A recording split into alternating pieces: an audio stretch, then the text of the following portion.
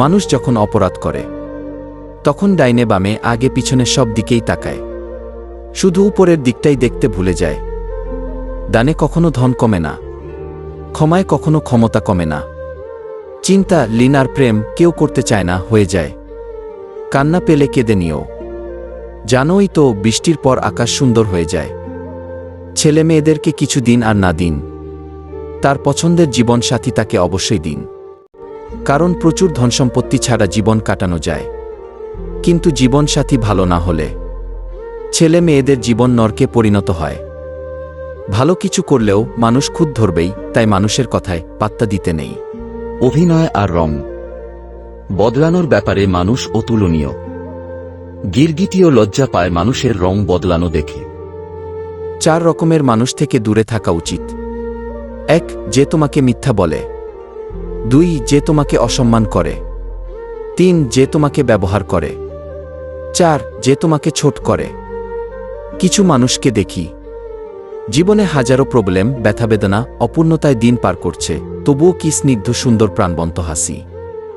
ভালো আছেন জিজ্ঞেস করলে কত সুন্দর করে অকটে বলে দেয় ভালো আছি। অথচ কেবল মানুষটাই জানে সে সত্যিই ভালো নেই। ভালো থাকার অভিনয় করে চলছে প্রতিনিয়ত।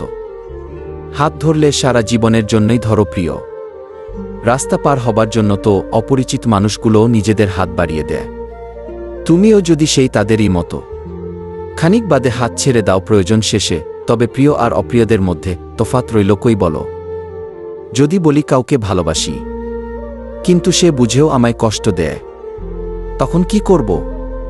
আমি বলবো তাকে স্পেস দিয়ে দূরে চলে যাও। নিজের জীবনটা এমনভাবে গড়ো যাতে সেই ব্যক্তি তোমাকে দেখে আফসোস করে। সুতরাং নিজেকে বদলালে সমাজ তোমাকে বাহবা দেবে। যারা তোমায় ছেড়ে গেছে তারা তোমার পেছনে ঘুরবে, আর সেদিন তোমার দিন আসবে। কেরিয়ারে সময় দাও। এখন সম্পর্কের কোনো ভরসা নেই, সত্যের অনুসন্ধান করতে হয়।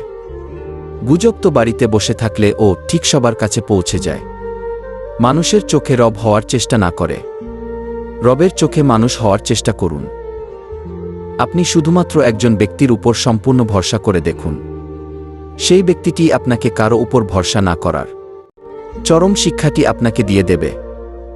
যে মানুষের মধ্যে প্রকৃত মনুষ্যত্ব আছে তার চিন্তাভাবনা হবে এমন, জীবনে আমি যা কষ্ট পেয়েছি সেই কষ্ট যেন আর কেউ না পায়, আর আমি যা সুখ পেয়েছি সেই সুখ যেন সবাই পায়।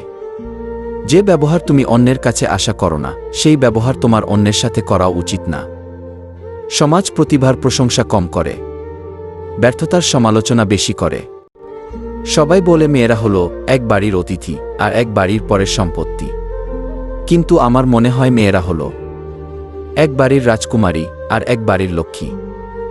যে কাজ করে তোমার সংসার চলে সেই কাজ করতে কখনো লজ্জা করিও না। যদি আপনি রাগী ও অহংকারী হন তাহলে আপনার আর শত্রুর প্রয়োজন নেই। এই দুটি গুণই যথেষ্ট আপনাকে বরবাদ করার জন্য।